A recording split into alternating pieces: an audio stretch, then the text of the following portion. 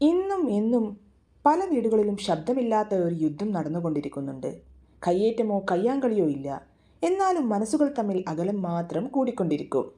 അതെ, ഞാൻ പറഞ്ഞു വരുന്നത് അമ്മായിയമ്മയെയും മരുമകളെയും കുറിച്ചാണ്. ഈ രണ്ടു വാക്കുകൾ ഒരുമിച്ച് വന്നാൽ എന്തുകൊണ്ടാണ് നമ്മൾ പലപ്പോഴും ആദ്യം ഓർക്കുന്ന വാക്ക് ഒന്നു തന്നെയാകുന്നത്? എന്താണ് ആ വാക്ക്? കലഹം. ഇത് ഇന്നലെയുടെ കഥയല്ല. ഇത് ഇന്നത്തെ മാത്രം പ്രശ്നവുമല്ല. ഒരു തലമുറയിൽ തുടങ്ങി അടുത്ത തലമുറയിലേക്ക് കൈമാറപ്പെടുന്ന ഒരു നിശബ്ദ പാരമ്പര്യമാണിത്. പണ്ടൊരിക്കൽ ഒരു മരുമകൾ അമ്മായിയമ്മയുടെ വാക്കുകളിൽ വേദനിച്ചിട്ടുണ്ടാവാം. അവൾ ആ വേദന മിണ്ടാതെ സഹിച്ചിരിക്കാം. വർഷങ്ങൾ കടന്നുപോയി. അവൾ തന്നെയായി ഒരു അമ്മായിയമ്മ. അറിയാതെ തന്നെ അവൾ അനുഭവിച്ച അതേ വേദന അവൾ മരുമകൾക്ക് കൈമാറുന്നു. അങ്ങനെയാണ് ഈ ചക്രം തുടരുന്നത്. പക്ഷേ ഇത് ഒരിക്കലും ആരാണ് തെറ്റ് ചെയ്തത് എന്ന ചോദ്യമല്ല. ഇത് എന്തുകൊണ്ടിങ്ങനെ സംഭവിക്കുന്നു എന്ന ചോദ്യം മാത്രമാണ്.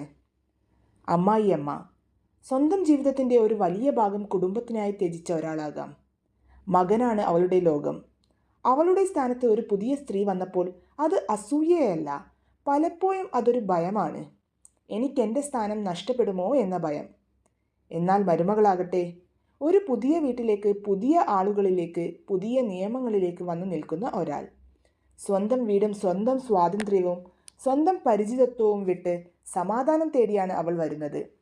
പക്ഷേ അവൾക്ക് ലഭിക്കുന്നത് താരതമ്യവും തിരുത്തലുകളും മൗന വിമർശനങ്ങളുമാകുമ്പോൾ അവളുടെ മനസ്സ് അടയുന്നു. ഇരുവരും തെറ്റല്ല. ഇരുവരും തുല്യമായി വേദനിക്കുന്നവരാണ്. പക്ഷേ എവിടെയാണ് പ്രശ്നം? ഇരുവരും സ്വന്തം വേദന പറയില്ല, പകരം വേദന പകരുകയാണ് ചെയ്യുന്നത്. ഇത് നമുക്ക് എങ്ങനെ അവസാനിപ്പിക്കാം? ആദ്യം ഒരു അമ്മായിയമ്മ ഇങ്ങനെ ചിന്തിക്കണം: ഇവൾ എൻ്റെ എതിരാളിയല്ല, എൻ്റെ മകൻ്റെ ജീവിതത്തിലെ ഒരു കൂട്ടുകാരിയാണ്. മരുമകളും ചിന്തിക്കണം: ഈ സ്ത്രീ എൻ്റെ നിയന്ത്രികയല്ല, ഈ വീട്ടിൽ എനിക്ക് മുമ്പേ ഒരു ജീവിതം നയിച്ച ഒരാളാണ്. വാക്കുകൾ മൃദുവാകുമ്പോൾ മനസ്സുകളും മൃദുവാകും. അധികാരം വിട്ടാൽ ബന്ധം തുടങ്ങും. മൗനം പാലിച്ചാൽ കലഹം വളരും. സംസാരിച്ചാൽ സമാധാനമുണ്ടാകും. എല്ലാറ്റിനുമുപരി ഒരു തീരുമാനമാണ് ഏറ്റവും പ്രധാനം.